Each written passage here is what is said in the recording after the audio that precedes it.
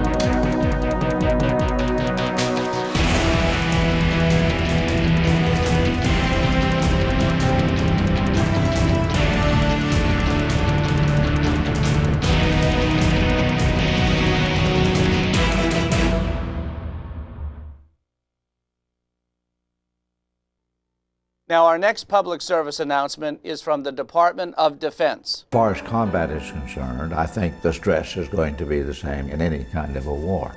World War I is called a shell shock. Then we came up to World War II and it became the psychoneuroses, and then we came into Korea and it was battle fatigue, and then we came to Vietnam where PTSD really started. I had learned about stress in flight school. But combat stress is a lot different. You can become a detriment to your unit. You can become a problem. You can become a problem at home. You need to have the strength to go and get help. You have to make them know that if they get in trouble, there's somebody to help them, and all they got to do is reach out. There's no stigma in it. Ask your squad leader, platoon sergeant for help. If you get shot up, you don't hesitate about going for treatment, but a lot of times you can be wounded in your mind. There's absolutely nothing wrong by bringing that to other people's attention and asking for help. Well, Jerry, that was an interesting tape about PTSD. Right, and its evolution through the years. And by way of a personal note, my father was in World War I, and he was in the 2nd American Regiment under fire in 1917. In fact, his regiment was over so early that they were embedded in the British Army under British command. And the British and French idea of Americans was cannon fodder, and that this persisted until General Pershing threatened to go on strike. But my father clearly had these PTSD problems that, of course, again, it apparently never affected his soldiering, but after the war, my father would sometimes end up moaning, sleeping under the bed and these things. And Dad was gassed in the Argonne, and he was at Amiens when the British front collapsed in March of 19, and a British sergeant major says there's nothing behind all the way to Paris. And so my father came home kind of a physical wreck from the war. But the psychiatric thing, then of course you have in World War II. I thought you were still using the word shell-shocked because one of the more famous incidents in World War II was General Patton struck, went to a hospital, and a soldier clearly with psychiatric problems. And shell-shocked and those things were generally thought to be cowardice. And he slapped a soldier who was, kind of quivering with, sickness. And General Eisenhower came very within inches of relieving General Patton from his command. So that if you were career military, you could never allow that you ever had any psychiatric problems because, you know, until very recently it was career destroying. So how long did your father suffer from those nightmares that he Well, had? my mother said and I'm a younger child, so I don't remember personally, Mom said he used to, lasted about 15 years. And he lost all his teeth in the war, and he was really in bad shape. And he was actually listed as killed in action in the Boston Globe on Armistice Day of 1918. You know, and then after the spring, Dad was gassed in the Argonne and was, you know, in bad shape, and basically had the flu, but you know, they gassed him altogether, and so they listed him as killed in action. And he was my size and came home probably weighing 120. And he was 6 feet tall. You know, he was an ex-minor league baseball player, so he was kind of a pretty good physical specimen.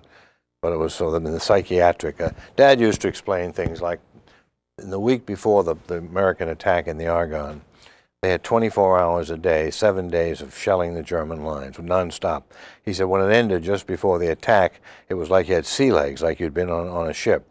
That we fired more shells in that 7-day than both sides did in the Civil War combined. And you know, you just can't take that kind of pressure with, you know, without psychiatric problems following. You know. So we can see, in essence, about a 90-year history of these types of traumas that are happening from our soldiers. And this is just the psychological effects of warfare. And what we're trying to get out to our comrades is the fact that if you know of someone or if you feel that you're having some issues, you need to go and tell someone and get help. And do it without shame. And you can do that without shame. It's like having a head cold. It's not your fault. That's right. And you will see a couple of other announcements that we're going to have soon, and you'll see the results of some actual soldiers who actually encountered the effects of PTSD. And we're going to see one of these soldiers right now. So Jim, let's show the next tape. April 21st, 2007, we started to conduct a search of a suspicious vehicle, and that's when the sniper engaged us. A chunk of metal ricocheted into my upper right thigh and severed my femoral artery. I died for 15 minutes, but I'm fine. Emotionally, I had no PTSD because at Walter Reed, I had clinical psychologists walking into my room every 4 hours to get me to talk about what happened. It was preventative medicine. The earlier and more often you talk about a traumatic experience, the faster you will recover. I'm Major Ed Polito, United States Army retired. We had just finished a mission, and as I was driving, I hit an IED. I experienced post-traumatic issues related to the experience, and then when they took my leg away, I actually thought about taking my life. What changed was I began to reach out for support and to think about all these things need to be talked about. And so I began my recovery, and to see that my life wasn't over and that I could conquer my challenge. I'm Staff Sergeant Meg Krause. I was on active duty for 5 years. I was a medic, and we always say that when everybody else has to turn away and pull security, we have to turn around and face the damage. My psychological health, I didn't think it was an issue when I came home, but one of my soldiers actually said, I think you might be suffering from PTSD. I came back from Iraq and I had PTSD too, and that's how I know the symptoms of what Sergeant Krause is going through. You have to talk about it, because if you hold it in, your life just gets miserable. The VA hospital did something that was really amazing, and that was give me the help I needed, exactly when I needed it, in a manner to make sense to me. She's back to the way she was when I first got in the unit as far as being a very outstanding NCO. I think it takes strength in order to admit that you have an issue, but it also takes intuitiveness of a friend, a leader, a supervisor to pick up on the signal that the soldier is having issues and needs to seek professional help in the dealing with it. I was severely injured in an ambush right towards the end of my first tour. Part of the stigma is that people think if I ask for help that I'm showing weakness, whereas I think it's just the opposite. It takes real strength to say, I've got an issue that I'm dealing with, and it's affecting my life, and it's affecting my performance, and I need to go get some help. And I can attest that it's there, and it does help. Things are so nice when you come back initially, and then The regular life sets in and you start having trouble thinking about your past experiences. You have to be ready to tell your story. But this generation seems to want to talk about it, and it's very therapeutic, so everybody should be given a chance to tell their story. We're taught from day one, recruit, train, and take care of each other, no matter what the condition is. It all comes back to, it takes real strength to swallow your pride and to say, I need help, and actually get the help. So, Jerry, we see with all these public service announcements of the various grades, from the enlisted people all the way up to a brigadier general, right, who have suffered from some sort of post-traumatic stress disorder. What it underscores is the need for people to give serious thought to veterans organizations. Between you and me and Ray Chattery, we belong to all of the organizations in town, which have mixed purposes, of course. But the DAV, of course, deals only with disabilities. And one of our experienced National Service officers last summer at the National Convention told me, he said, it's almost impossible to have served near combat in Vietnam without some sort of 10% disability, either Agent Orange, or jungle rot in the paddies, or whatever. And then, of course, the psychological damage. It was the first war ever that I know we fought since the Indian Wars, where the good guys are behind us and the bad guys are behind a line somewhere in the future, that you never can rest, and those things, and they leave psychological scars, some of which don't manifest itself till years after the military service has ended.